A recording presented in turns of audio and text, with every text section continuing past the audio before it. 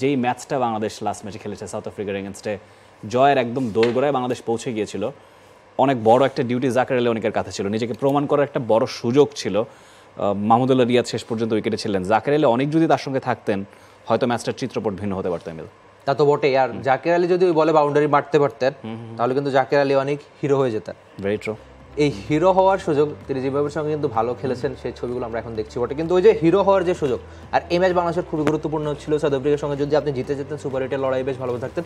জাকের আলী অনেক আপনি যেটা বলছিলেন যে সুযোগ তিনি পেয়েছিলেন বটে, কিন্তু যে তার ব্যাট কথা বলেন। আর ঘরোয়া ক্রিকেটে এই ধরনের 4 বলে 10 রান, 4 বলে 12 রান এই ধরনের ইনিংসই তিনি খেলে থাকেন, এই জন্যই আসলে তাকে নেওয়া হয়েছে। এমনকি তার বাংলাদেশের হয়তো তার অনেক আগে অভিষেক হয়েছিল, কিন্তু ওই যে সিনিয়র দলে শ্রীলঙ্কার সঙ্গে তার ওই অভিষেক ম্যাচে 60 একটা রান, সেই রানে কিন্তু তিনি ভালোভাবে প্রমাণ দিয়েছেন তিনি কাজটা করতে পারেন।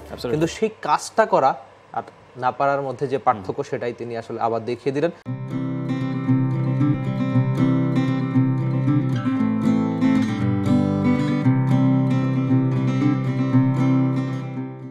তবে তার করা উচিত ছিল আমার মনে হচ্ছে, কিন্তু একটা বলে বাউন্ডারি হলে অন্যরকম হতে পারে। তার জাকের আলী অনেকও হিরো হয়ে যেত। ডেফিনেটলি। আমরা তাহলে একটু মুখোমুখি লড়াইয়ে দেখে নেব বাংলাদেশ নেদারল্যান্ডসের পরিসংখ্যানটা। 4টা ম্যাচ টোটাল বাংলাদেশ এখন অব্দি নেদারল্যান্ডস খেলেছে। গেল বিশ্বকাপে 2022 বিশ্বকাপে, তো সেখানে কিন্তু বাংলাদেশ ম্যাচটা জিতেছিল 9 রানে। তাসকিন আহমেদ চমৎকার বোলিং করেছিলেন। 4টা ম্যাচের 3টা বাংলাদেশ জিতেছে, একটাই হেরেছে। সর্বোচ্চ রান ধর্মশালায় 2016 টি20 বিশ্বকাপে 153 বাংলাদেশ করেছিল, 145 নেদারল্যান্ডস করেছিল। যে উইকেটটা খেলা হচ্ছে কিংসটাউনে, সেন্ট ভিনসেন্ট আপনি বলছিলেন, সেখানে বেশ অনেক বছর ধরে আসলে খেলা কিন্তু হচ্ছে না। 10 বছর ধরে কোনো আন্তর্জাতিক ম্যাচই হচ্ছে না, এবং 11 বছর ধরে কোনো টি20 ম্যাচ হচ্ছে না। এবং সবশেষ ম্যাচও বাংলাদেশ সেখানে খেলেছিল টেস্ট। টি20 অনেকদিন ধরেই একদম ব্রাত্য হয়ে পড়েছে এই মাঠটায়। সর্বোচ্চ টোটাল 158 পাকিস্তান করেছিল। মোট 4টা ম্যাচই হয়েছে পাকিস্তান এবং ওয়েস্ট ইন্ডিজের মধ্যে একটা সিরিজ হয়েছিল। 124 সর্বনিম্ন টোটাল। সো খুব বেশি হাই স্কোরিং ম্যাচ হবে এরকমটা আশা করা যাচ্ছে না। আগে ব্যাট করে একটা ম্যাচ জিতেছে পাকিস্তান, পরে ব্যাট করে একটা ম্যাচ জিতেছে পাকিস্তান, এই হচ্ছে ওদের এখানকার পরিসংখ্যান।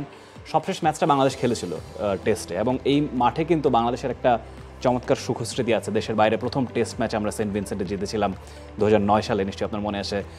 চমৎকার একটা সেঞ্চুরি তামিম ইকবাল করেছিলেন, সাকিব আল হাসান অসাধারণ পারফর্ম করেছিলেন। সেই সুখস্মৃতি আপনার কতটুকু মনে আছে, এবং সেই সুখস্মৃতির আরেকটা পুনরাবৃত্তি বাকি দুটো ম্যাচে ঘটবে কিনা কি মনে করছেন?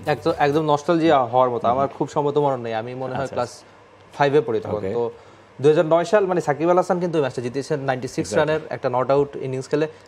মাশরাফির খুব সম্ভবত প্রথম দিনই ইনজুরিতে পড়ে, তারপর সাকিব আল হাসান টেস্টে প্রথম ক্যাপ্টেন্সি করছিলেন তিনি। তারপরে সাকিব আল হাসানের প্রথম টেস্ট ক্যাপ্টেন্সি, দেশের বাইরে বাংলাদেশের প্রথম টেস্ট জয়। আবার এখানে কিন্তু ক্যারিবিয়ান ক্রিকেটারদের নানান আলোচনা সমালোচনা ছিল, তারা বেতন বা মেইন টিমটা খেলেনি, তখন নানান সুবিধা অসুবিধার জন্য মেইন টিমটা খেলেনি। এই জন্য আসলে জয় তো জয়, যেটা বলছিলাম নস্টালজিয়া। তো সেই সুখস্মৃতি যদি বাংলাদেশ ফেরাতে পারে তাহলে বোধহয় বিশ্বকাপের চেয়ে বিশ্বকাপে ভালো একটা অংশই হয়ে যাবে, কারণ সুপার 8-এর দৌড়ে তখন আপনি বেশ ভালোভাবেই এগিয়ে থাকতে পারবেন। অ্যাবসলিউটলি। বাংলাদেশ সেই কাঙ্ক্ষিত জয়টা নিয়ে সুপার 8টা কনফার্ম করবে এমন প্রত্যাশা আসলে কিংস্টাউনে থাকবে। For more updates, subscribe to our YouTube channel and click on the bell icon. Follow us on Facebook and Instagram. Download T-Sports app to enjoy exciting games and highlights. Visit tsports.com.